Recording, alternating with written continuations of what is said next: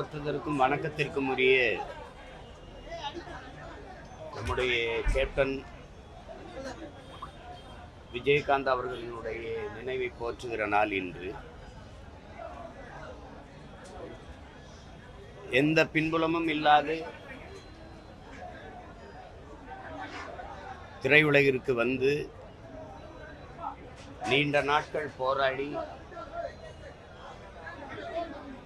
தன்னைத்தானே செதுக்கி வளர்த்து கொண்டு எல்லா மக்களாலும் நேசிக்கப்படக்கூடிய ஒரு புரட்சி கலைஞராக உயர்ந்து அன்பாக எல்லோராலும் கேப்டன் என்று அழைக்கப்படுகிற ஒரு மதிப்புமிக்க மனிதராக உயர்ந்து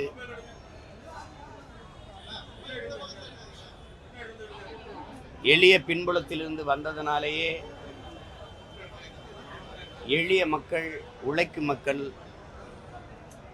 பசியோடு இருக்கிற பாட்டாளி மக்கள் மீது அதிக பாசம் கொண்டிருந்தவர்.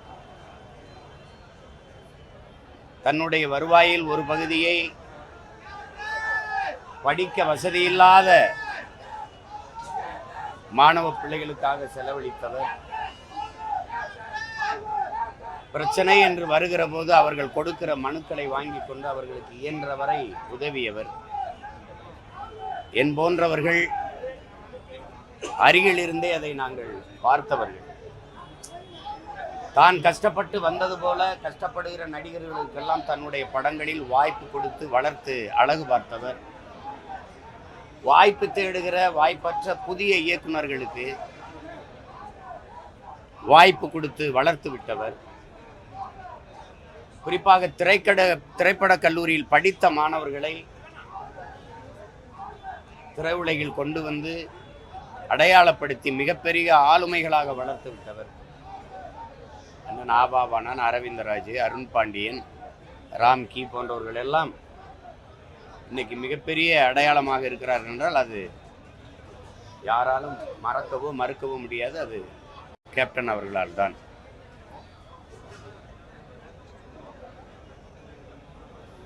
அவரால் வாழ்ந்தவர்கள் நிறைய பேர் உண்டு.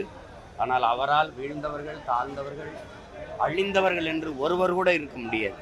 அப்படிப்பட்ட ஒரு மகத்தான மாமனிதர் நம்முடைய கேப்டன் விஜயகாந்த் அவர்கள்.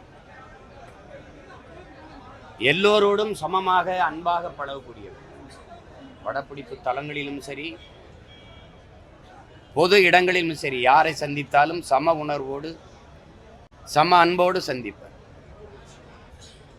படப்பிடிப்பு தலங்களில் இவர் தண்ணி கொடுக்கிறவர் தானே, இவர் உணவு கொடுக்கிறவர் தானே,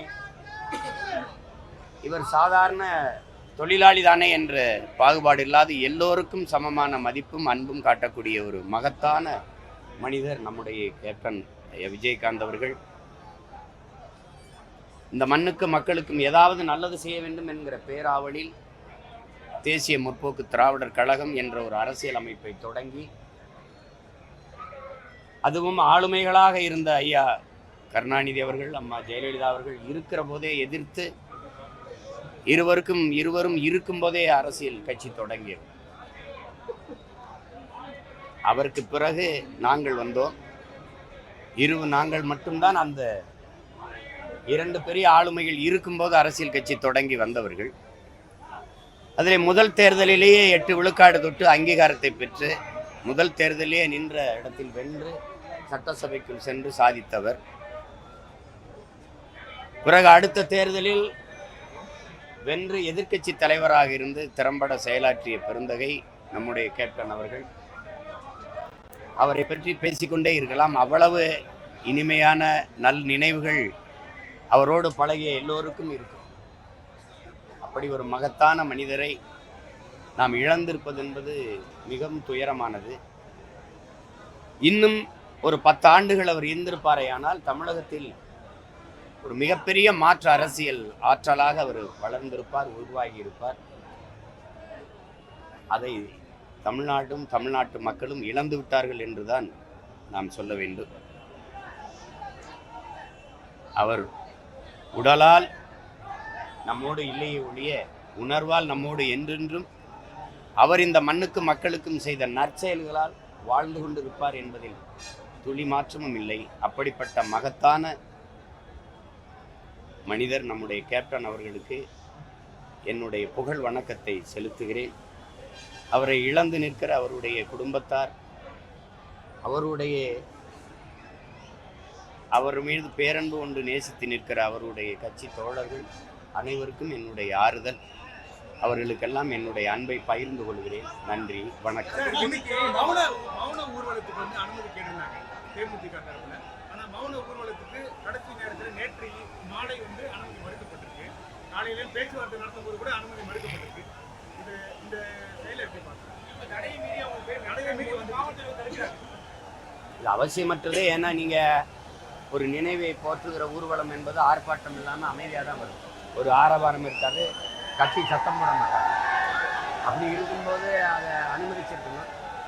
அதை வந்து அனுமதிக்காததுங்கிறது அவ்வளோ பெரிய ஒரு மகத்தான மனிதனுக்கு கொடுக்குற அவமதிப்பாக தான் நான் அதை கருதுகிறேன். அது தேவையற்றது. மன்னிக்க கூடாது அப்படிங்கிறது இல்லைல்ல, அதாவது தவறே நடக்கக்கூடாதுங்கிறதுல இருக்கிற எதிர்பார்ப்பின் வெளிப்பாடு தான் எனக்கு பிடிக்காத வார்த்தை மன்னிப்பு. தவறே செய்யக்கூடாதுன்னு அவர் எதிர்பார்த்ததினுடைய எதிர்வார்த்தை தான் எனக்கு பிடிக்காத வார்த்தை மன்னிப்புன்னு. ஏன்னா மன்னிக்கிறவன் தான் வந்து மகத்தான மனிதன் இருக்குது. அதை தாண்டி அவர் சொல்றாருன்னா தவறு செய்யக்கூடாது அப்படிங்கிற அந்த எதிர்பார்ப்புல இருந்து சொல்லியிருக்காரு. இல்லை, அது அவர் என்ன சாப்பிட்றாரோ அந்த சாப்பாடு படப்பிடிப்பு தளத்தில் எல்லாருக்கும் போயிருக்கான்னு பார்ப்பேன். தன்னோட நடிக்கிற சக நடிகர்கள் மட்டும் இல்லை, படத்தில் பணியாற்றுகிற கடைநிலை ஊழியருக்கு கூட அந்த உணவு போயிருக்கான்னு பார்ப்பேன். அது காரணம் அவருடைய ஆகச்சிறந்த மாண்பு கொண்ட மனிதர். அதனால தான் அவர் தன்னை போல எல்லோரையும் நேசிக்கக்கூடிய ஒரு பண்பாளர். அதுதான் நாங்கள்லாம் நெருங்கி பழகியிருக்கோம். உதவி இயக்குனராக இருக்கிற காலத்தில் நெருங்கி பழகியிருக்கோம். என் மேலெல்லாம் பேரன்பு கொண்டவர் அவர். நாங்கள் கேப்டன் ரொம்ப செல்லமாக அன்பாக அழைக்கக்கூடிய பிள்ளைகள். அது நான் அருகிலிருந்து பார்த்தேன். அவர் வந்து படப்பிடிப்பு இல்லாத நாட்களில் வீட்டில் அலுவலகத்திலிருந்து மனுக்களை வாங்கி தன்னுடைய உதவியாளர்கிட்ட கொடுத்து என்னென்ன பிரச்சனையோ அதெல்லாம் தீர்க்க சொல்லுவார். அவரால் படித்த ஐஏஎஸ் ஐபிஎஸ் இன்னைக்கு ஆயிரக்கணக்கான பேர் இருப்பாங்க. யாரும் அதை மறுக்க முடியாது. இப்போ எங்கள் ஐயா சைதை துரைசாமி அவர்கள்லாம் ஒரு அமைப்பு வச்சுருக்காங்க, மனிதநேய அறக்கட்டளை. இவர் எந்த அமைப்புமே இல்லாத பல பேரை படிக்க வச்சு உயர் அதிகாரிகளாக உயர்த்தி விட்டது. அதை நீங்கள் பார்த்துருப்பீங்க. அவர் மரணித்திருக்கிற போது அவர்கள்லாம் வந்து அவருக்கு வணக்கம் செலுத்துனதுலேயும் நீங்கள் தெரிஞ்சிருப்பீங்க.